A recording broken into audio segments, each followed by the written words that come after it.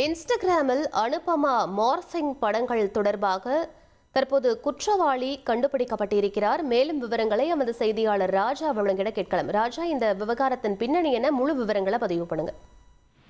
வணக்கம். தமிழ், தெலுங்கு, மலையாளம் 3 மொழிகளில் பிரபலமாக திகழ்ந்து வரும் நடிகை அனுபமா பரமேஸ்வரன் தற்போது ஒரு அறிக்கை ஒன்றை வெளியிட்டிருக்கிறார். அதாவது சமூக வலைதளங்களில் தவறான மற்றும் அவமதிப்பான தகவல்களை பரப்பிய சம்பவம் குறித்து ஒரு அறிக்கை வெளியிட்டிருக்கிறார். அவரது குடும்பம் மற்றும் நண்பர்கள் குறித்த அடிப்படையற்ற குற்றச்சாட்டுகளும் அதேபோல் மாறுபட்ட, அதாவது தன் புகைப்படம் இல்லாமல் மார்பிங் புகைப்படங்கள் வெளியிடப்பட்டு இருக்கிறது. இதனால் மனம் வருத்தம் அடைவதாக தெரிவித்திருக்கிறார். அதற்கு பிறகு அவர் கேரள மாநில சைபர் குற்றப்பிரிவுக்கு புகார் ஒன்றை கொடுத்திருக்கிறார். புகாரின் அடிப்படையில் போலீசார் விசாரணை நடத்தியிருக்கிறார்கள். விசாரணையில் பல போலி கணக்குகள் மூலம் திட்டமிட்டு வெறுப்பை பரப்பிய ஒரே ஒரு நபர் இதற்கு காரணம் என கண்டறியப்பட்டிருக்கிறது.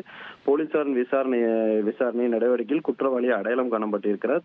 அதிர்ச்சியளிக்கும் வகையில் அந்த குற்றவாளி தமிழ்நாட்டை சேர்ந்த 20 வயது இளம் பெண் என தெரிய வந்திருக்கிறது. நடிகை குற்றவாளியின் இளம் வயதை கருத்தில் கொண்டு அவரது அடையாளத்தை வெளிப்படுத்த வேண்டாம் என முடிவு செய்துள்ளார். இச்சம்பவம் குறித்து ஒரு அறிக்கை ஒன்றை வெளியிட்டிருக்கிறார். அந்த அறிக்கையில் ஸ்மார்ட் போன் வைத்திருப்பது அல்லது சமூக வலைதளங்களில் அணுகுதல் இருப்பது யாரும் பிறரை அவமதிக்க, வெறுப்பை பரப்புவது அல்ல, இழிவுபடுத்த உரிமை அளிக்காது. இணையத்தில் செய்யப்படும் ஒவ்வொரு செயலும் பொறுப்புண்டு.